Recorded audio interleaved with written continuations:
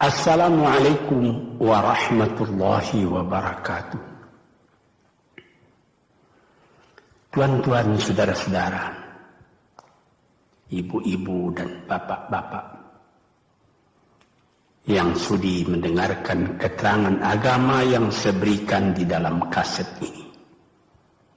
Moga-moga Tuhan melimpahkan, mengurniakan rahmat dan nikmat-Nya kepada kita semuanya.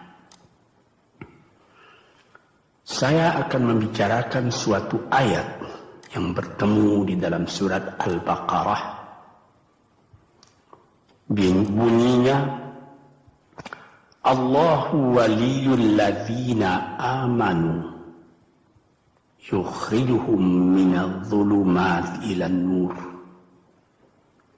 wal ladzina kafaru awliya'uhumut taghut yukhrijunahum minan nuri ila dhulumat.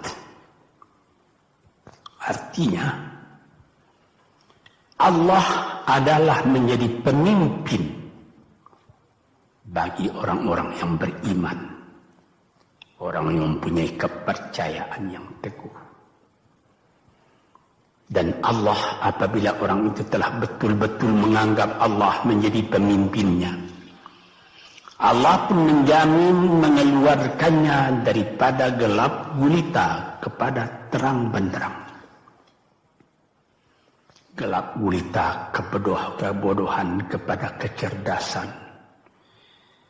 Gelap gulita kehidupan tak tentu arah kepada tujuan yang sejati. Sebaliknya, orang yang kafir yang tidak percaya kepada Allah,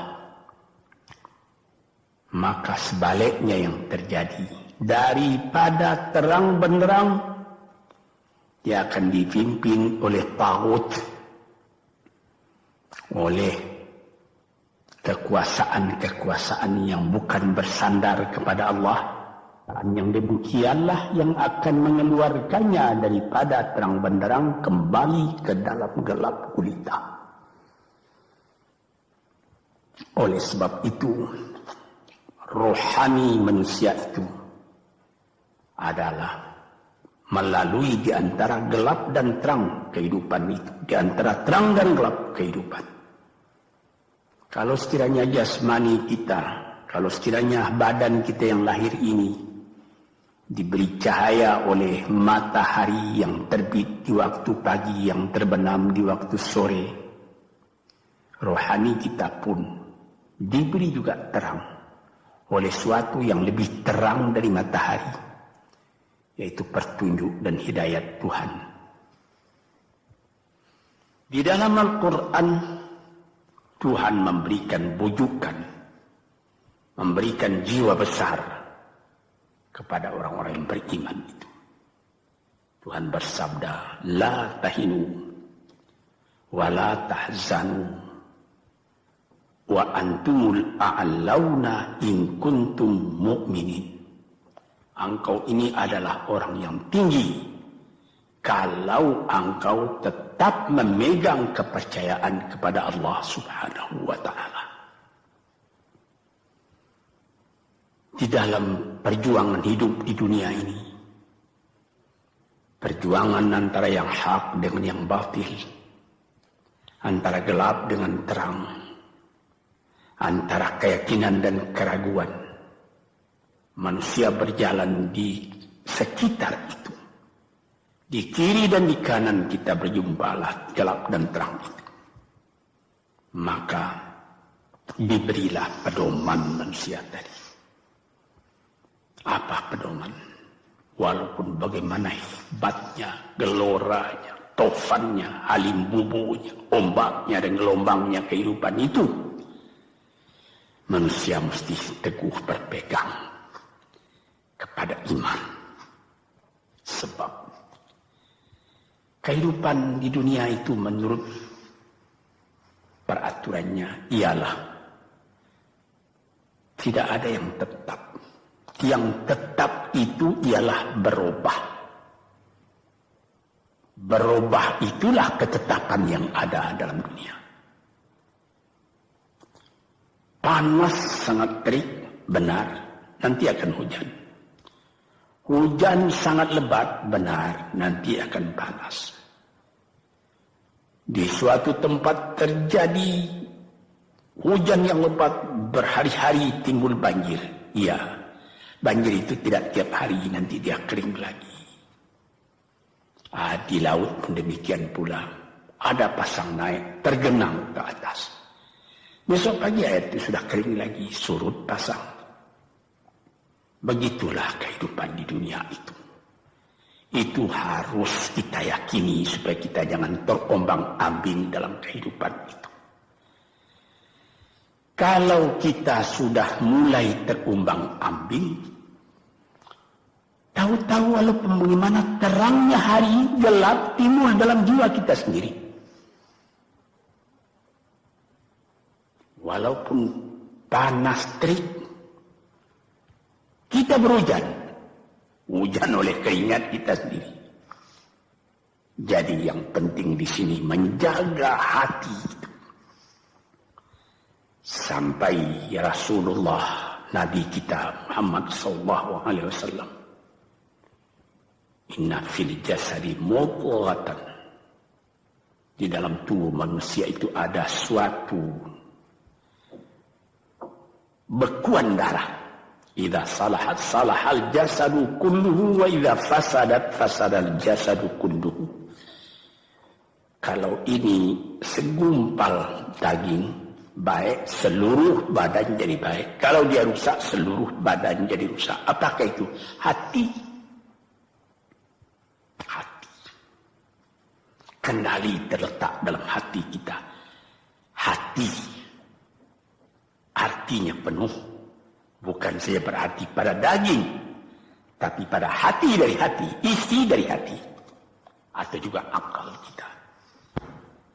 Sebab itu, maka kalau satu waktu saya pernah mengajarkan doa yang mengandung 8 sifat-sifat lemah menghilangkan kemerdekaan manusia, hari ini saya pun akan mengajarkan doa yang diajarkan juga oleh Nabi.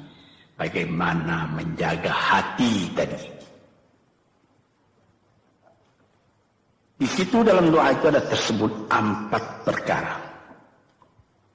Apa tersebut? Allahumma inni a'udzubika min qalbin la yakhsha'u wa min ilmin la yanfa'u wa min nafsin la tashba'u wa min du'a illa yusma'u. Jadi 4 perkara. Yang pertama, Allahumma inni a'udzubika min qalbin la yakhsha. Aku sangat berlindung kepada Engkau ya Allah, janganlah sampai terjadi hati saya itu tidak khusyuk lagi. Ini bahaya ini. Mulai bahaya mengancam kepada manusia. Kalau hatinya tidak khusyuk lagi, hati khusyuk yaitu hati itu tentu jelas tujuannya kepada Allah. Allah menjadi pegangannya. Allah menjadi bentengnya. Allah menjadi ingatannya. Allah menjadi tujuannya. Dan kepada Allah dia kalau sembahyang menghadapkan diri, menghadapkan hati, maka permohonan kita yang pertama kepada Tuhan, ya Tuhanku, janganlah sampai hati saya ini tidak khusyuk lagi. Sebagai orang Islam, kita sembahyang 5 waktu. Di dalam Al-Quran dikatakan sembahyang itu ialah khusyuk, terpadu ingatan kepada Tuhan. Tapi kalau kita sudah, hati itu sudah mulai ditumbuhi penyakit, walaupun sembahyang, mulai saja Allahu Akbar, pikiran sudah menjalar kepada yang lain. Piutang belum menerima, utang belum terbayar, makanan belum masak, macam-macamlah yang teringat. Padahal kita dalam sembahyang. Ini apa arti sembahyang tadi lagi? Ini sudah mulai berbahaya ini. Banyak orang yang tidak meninggalkan sembahyang, tapi tidak ada bekas dari sembahyang itu kepada kehidupannya. Di dalam sembahyang kita baca inna salati wa nusuki wa mahyaya wa mamati lillahi rabbil alamin. Sesungguhnya sembahyangku dan ibadatku dan hidupku dan matiku sama sekali terserah kepada Allah. Ini dirasakan dalam hati, bukan cuma disebut di dalam mulut. Sebagaimana dikatakan, bukan jadi lip service sebagai satu tangan penggosok-gosok mulut, bukan begitu. Yang dari hati. Kalau sudah dari hati yang khusyuk, ini berbekas kepada kehidupan. Aku tak takut menghadapi segala keadaan dalam hidup, sebab hatiku bertali dengan Tuhan. Dari Tuhan aku datang, kepada Tuhan aku akan kembali. Ini namanya hati yang khusyuk. Tapi kalau sekiranya bacaan tetap fasih, tapi tidak ada lagi dari hati, melainkan rutin saja. Mayang, 5 waktu sehari semalam, tapi tidak merubah kepada perangai, tandanya sembahyang tadi tidak khusyuk. Ini yang pertama kita minta kepada Tuhan. Janganlah sampai kita mempunyai hati yang tidak khusyuk, hati yang tidak teringat kepada Allah. Kalau hati tidak ingat lagi kepada Allah, maka segala pekerjaan yang terlarang sudah ringan saja kita mengerjakan. Menipu, berdusta, membujuk orang lain mengerjakan perbuatan yang salah, mencela, memaki, itu karena tidak ingat kepada Allah, cuma ingat kepada diri sendiri saja. Ini yang pertama. Yang kedua dikatakan, wa min ilmin la yanfa', dan aku berlindung kepada Engkau ya Allah daripada ilmu yang tidak memberi manfaat. Padahal disebutkan oleh ahli-ahli, ilmu yang memberi manfaat itu membawa manusia kepada iman. Al-ilmu yad'u ilal iman, ilmu itu membawa manusia kepada iman. Sekarang sudah ilmu banyak, tapi tidak membawa kepada iman, melainkan membawa kepada celaka. Sudah maju kepandaian orang, ilmu, pengetahuan orang, teknologi orang, sains orang, knowledge orang, dan segala macamnya. Tapi tidak ada manfaatnya kepada manusia. Cuma bahaya karena ilmu tadi yang datang kepada manusia. Sebagaimana ilmu manusia di abad ke-20 yang sangat penting, yaitu tentang tenaga atom. Maka timbullah bom atom, bom hidrogen, nuklir, sehingga manusia diancam sekarang ini oleh bahaya atom itu di mana-mana. Apabila kita lihat di televisi bagaimana mengadakan demonstrasi di Australia, di Jerman Barat, di tempat-tempat yang lain, melihat bagaimana bahaya atom itu kalau terjadi perang dunia yang ketiga. Ya Rabbi ya Karim, bom atom yang jatuh di Hiroshima itu belum ada artinya dibandingkan dengan bom yang sekarang, yang sedang disimpan oleh kerajaan-kerajaan, oleh negara-negara besar untuk menghancurkan. Ini ilmu ini. Tetapi ilmu yang membawa bahaya, bukan saja tidak memberi manfaat, bahkan memberi bahaya. Di sini terasa oleh kita bahwa ilmu yang ada itu pun mesti dikembalikan atau dikendalikan oleh iman. Kalau tidak, maka nyawa manusia ini akan dipandang sebagai sampah saja. Dijatuhkan satu bom hidrogen ke dalam kota Jakarta ini, na'udzubillah min dzalik. Umpamanya dimasukkan ke kota Jakarta ini, satu bom hidrogen saja itu sudah habis penduduk Jakarta yang lebih dari 5 juta ini. La haula wala quwata illa billah. Ini minta kepada Tuhan, ya Allah, majulah ilmu manusia, majulah teknologi manusia, tetapi jangan hendaknya kemajuan itu membawa kepada bahaya. Jangan ilmu pengetahuan itu membawa kepada yang tidak memberi manfaat.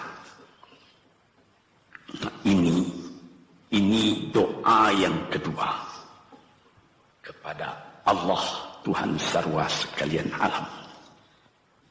Yang ketiga disebut lagi, wa min nafsin la tashba'u, dan aku berlindung kepada Allah daripada nafsu, daripada diri, daripada ego, daripada tiap-tiap masing-masing diri ini yang tidak merasa kenyang. Ini juga bahaya besar. Inilah yang menimbulkan penjajahan di dunia. Inilah yang menimbulkan, disebut dalam bahasa Arab, al-ghazwul fikri, penjajahan. Sesudah Perang Dunia Kedua sudah banyak negeri-negeri yang merdeka, tetapi sekarang timbul lagi penjajahan baru. Apa? Penjajahan fikiran. Sehingga bangsa yang merdeka tadi tidak merdeka lagi fikirannya. Dia merdeka di dalam meniru kepada bangsa yang lebih kuat. Itu namanya terjajah juga. Jadi tuan-tuan yang terhormat, apa pangkalnya ini? Daripada nafsu serakah manusia. Nafsu serakah manusia sebagaimana tersebut di dalam hadis. Lau kana libni adama wadiyani min dhahabin labtagha salisan. Wa ma yamla'u jawf ibni adama illa turab. Kalau manusia itu mendapat suatu lembah yang penuh dengan kekayaan emas, suatu lembah, dia ingin supaya mendapat satu lembah lagi yang penuh juga dengan emas. Dapat 2 lembah, dia minta 3 lembah lagi yang penuh dengan iman. Nafsu manusia tidak pernah kenyang. Padahal akhirnya kalau dia sudah menutup mata, tidak ada yang akan memenuhi perutnya melainkan tanah. Saya teringat akan cerita yang disampaikan oleh Graf Leo Tolstoy, pujangga Rusia yang terkenal, bahwa orang yang tidak mempunyai nafsu yang kenyang itu, pada suatu hari katanya, ada satu orang kaya mempunyai tanah yang luas. Dia mengatakan kepada orang, boleh tuan-tuan mengambil tanah kepunyaan saya ini, berapa tuan suka, berapa tuan mau. Syaratnya cuma begini, sepanjang yang tuan berjalan dari timur ke barat, lantas sebelum matahari terbenam, tuan sampai kembali ke tempat tuan melangkah pertama tadi. Berapa saja tuan suka, boleh ambil tanah ini. Maka datanglah si tamak tadi. Tuan yang punya asli tanah tadi mengatakan, bawalah bakal, jangan lapar di jalan nanti. Baik, dibawanya nasi sebungkus, dia berjalan, jalan. Dari pukul 7 pagi. Kalau diambil kekuatan, hendaknya pukul 10 dia sudah makan. Melangkah lagi beberapa ratus meter atau sekian, nanti boleh kekuatan buat kembali. Sehingga sebelum matahari terbenam, dia sudah sampai ke tempat dia menuju bermula. Tetapi ini orang bernafsu betul, dia minta supaya banyak tanah yang dapat didapatnya. Dibawanya nasi sebungkus, tapi dia tidak jalan, di tengah jalan tak berhenti, kan nanti berapa meter itu nanti kalau saya berhenti, tanah yang kurang buat saya. Dia terus berjalan. Dia tidak ingat bahwa kekuatan masa pergi yang lebih cepat dengan kekuatan masa pulang yang lambat itu dia tidak taksir. Dia berjalan saja cepat-cepat. Sudah pukul 1 hari, sudah jauh perjalanan. Lantas nanti kembali. Kelemahan badan, kondisi dan suatu situasi tidak sama lagi. Tidak secepat dia pergi dahulu lagi dia pulang kembali. Maka bukan pukul 7 dia sampai, atau pukul 5 sore tadi dia sampai ke tempat dia berjalan bermula, karena dia jalannya sudah lunglai, kaki sudah penat, badan sudah letih. Kira-kira baru pukul 2 dia tidak dapat berjalan lagi karena sudah lapar. Dia coba makan sedikit pun tidak bisa lagi seenak makan yang tadi. Habis makan pun dia berjalan lagi. Pukul 3 dia terhenti. Jauh lagi baru sampai tempat yang pertama. Menurut syarat yang diberikan oleh mempunyai tanah yang pertama, kalau engkau tidak sampai ke tempatmu yang pertama tadi sorenya, tanah ini tidak engkau dapat lagi semua. Memang tidak sampai dia. Pukul 4 dia sudah berhenti berjalan, tidak kuat lagi. Mata sudah gelap. Akhirnya karena terlalu capai, terlalu penat, mati dia di tengah jalan. Berapa dia dapat tanah tadi lagi? Cuma sepanjang badannya untuk kuburannya, yang lain tinggal semua. Ini satu misal yang dibawakan oleh Graf Leo Tolstoy, yang sesuai dengan hadis Nabi tadi, nafsul la tashba, diri manusia yang tidak pernah merasa kenyang. Kita berkehendak tidak berbatas, tapi tenaga kita sendiri berbatas. Ini kali tidak difikirkan oleh manusia. Dia punya angan-angan, dia punya macam teori yang dikeluarkan. Dia lupa bahwa nanti tenaganya itu akan terbatas karena sakit, karena lapar, karena tua. Sebagaimana pepatah dari nenek moyang kita, tanda-tanda dikirimkan lebih dulu bahwa kita tidak akan lama lagi di sini. Apa? Rambut, gigi, mata sudah mulai kabur. Uban sudah mulai bertabur. Gigi sudah mulai gugur. Kulit sudah mulai kendur. Kalau mata sudah kabur, uban sudah bertabur, gigi sudah gugur, kulit sudah kendur, sudah 4 perkara. Yang kelima ialah pintu kubur. Nah, ini kerap kali manusia lupa yang demikian. Sebab itu dikatakan, ya Tuhanku, janganlah sampai aku ditumbuhi oleh penyakit nafsu yang tidak mau kenyang-kenyang itu. Nah ini, kemudian itu timbul lagi doa yang keempat. Disebutkan di situ, wa min du'a illa yusma. Ini lebih berbahaya lagi. Ini sudah puncak dari bahaya. Apa artinya? Dan aku berlindung kepada Engkau ya Allah, daripada doa yang tidak didengar lagi. La ilaha illallah. Mendoa ya Allah, kasih aku ini, kasih aku kesempatan, tapi tidak didengar lagi.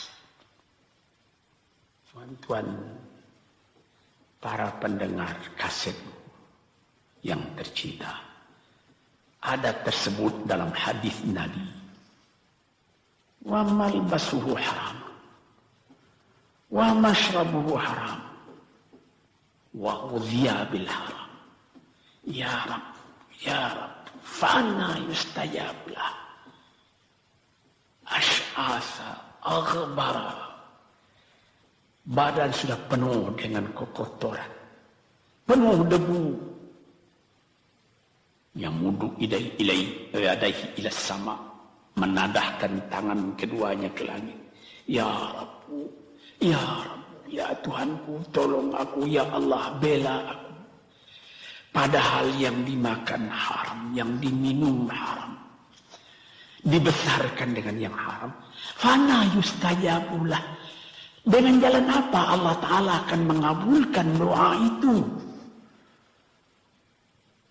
Badan kotor menghadap kepada yang bersih, meminta diberi kebersihan. Bagaimana caranya?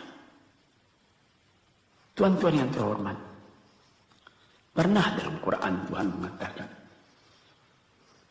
la yanzuru ilaihi wa la yukallimuhum Allah wa la yanzuru ilaihi.